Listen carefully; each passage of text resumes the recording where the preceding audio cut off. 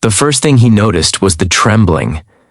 Not the sound, not the crowd, not the smell of cheap airport food and tired bodies, but the way a small boy's hands shook as he clutched a paper bag, standing between a sick mother and a world that clearly didn't care.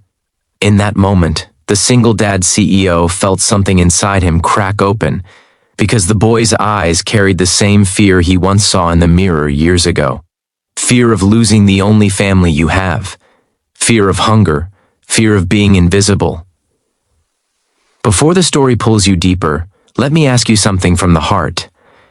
If you believe kindness still matters in this world, if you believe people deserve second chances, please take a moment to like this video, comment your thoughts, share it with someone who needs hope, and subscribe to this channel. Your small action helps stories like this reach hearts that need them.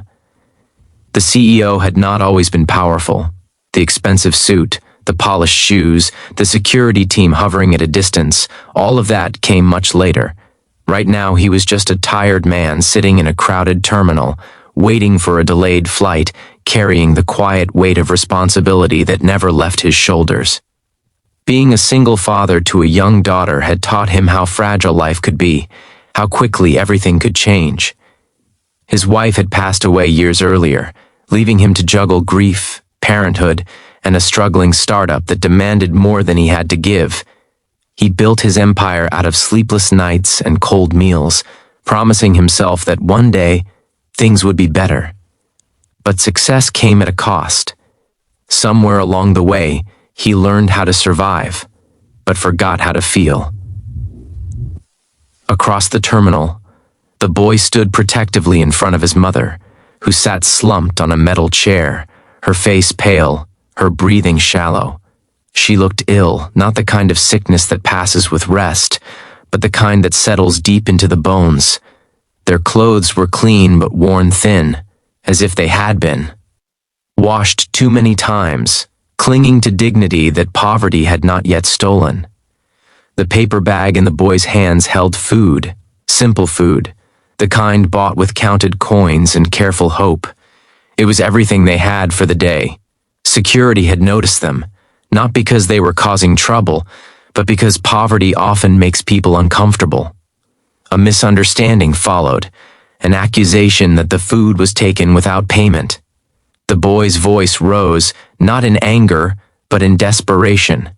He pleaded without words, standing tall despite his small size, shielding his mother as if his body alone could protect her from hunger and humiliation. The CEO watched as the boy's fear turned into resolve, a quiet bravery that felt painfully familiar. Memories flooded back. Long nights when he held his infant daughter while bills piled up on the kitchen table. Days when he skipped meals so she wouldn't have to. Moments when pride nearly broke him, when asking for help felt worse than failing. He remembered the ache in his chest, the silent promise he made to never forget where he came from. And yet, here he was, years later, surrounded by comfort, almost letting this moment pass like every other inconvenience in a busy life. Something stopped him. Maybe it was the boy's eyes. Maybe it was the way the mother coughed softly, trying not to draw attention. Or maybe it was guilt. Whatever it was, the CEO stood up, his heart pounding louder than the airport announcements. He stepped forward, not as a powerful executive, but as a father who knew exactly what hunger did to a family. He intervened calmly, firmly, with authority that came not from his wealth, but from his humanity. The situation de-escalated quickly. The food stayed. The boy didn't relax until his mother took a few bites, her hands still shaking as she ate. Relief washed over his face like sunlight after a storm. For the first time, the CEO truly saw them, not as a problem, but as people fighting a quiet battle every day. He didn't walk away. He sat nearby, close enough to be present without making them feel exposed. Over time, he learned their story without prying. The mother had been sick for months, unable to work regularly. The boy had learned too early what it meant to be responsible, to worry about meals, medicine, and tomorrow. They were traveling to a relative who had promised help, clinging to hope because hope was all they had left. The CEO felt a heaviness settle in his chest. He thought of his own daughter waiting at home, probably asking the nanny when her father would return. He imagined her in that boy's place, standing brave in front of a sick parent, and the thought nearly broke him. Success suddenly felt meaningless if it couldn't be used for moments like this. He offered help, not as charity but as support. A doctor was arranged, a proper meal followed. The mother's condition was taken seriously, treated with dignity. The boy watched everything with cautious eyes, as if waiting for the kindness to disappear. When it didn't, when it stayed steady and real, his shoulders finally dropped. For the first time, he allowed himself to be a child. Time passed, but the impact of that day did not fade. The CEO returned to his life changed. He became more present with his daughter, more aware of the invisible struggles around him. He quietly started initiatives through his company, healthcare funds, food programs, education support, never attaching his name, never seeking praise. It wasn't about recognition. It was about keeping a promise he had almost forgotten. Months later, he received a letter. It wasn't fancy. The paper was plain, the handwriting careful. It was from the boy. His mother was recovering. They were safe.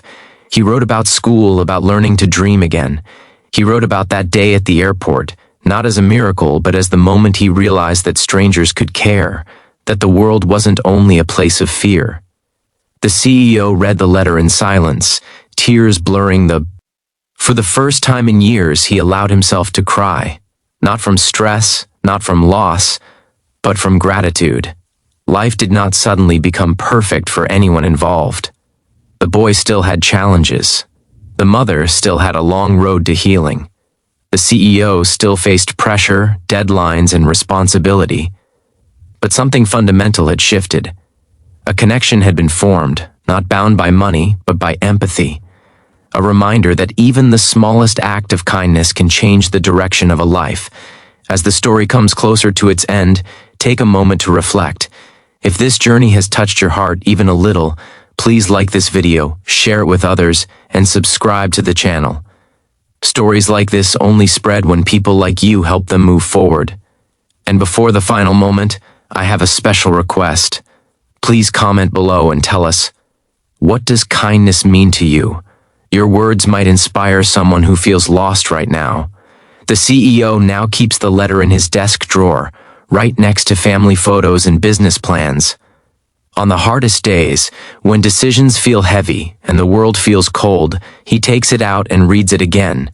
It reminds him that success isn't measured by numbers on a screen, but by the lives you touch when no one is watching. Somewhere out there, a boy learned to hope again, because one tired man chose to stop and care. And sometimes, that's all it takes to change everything.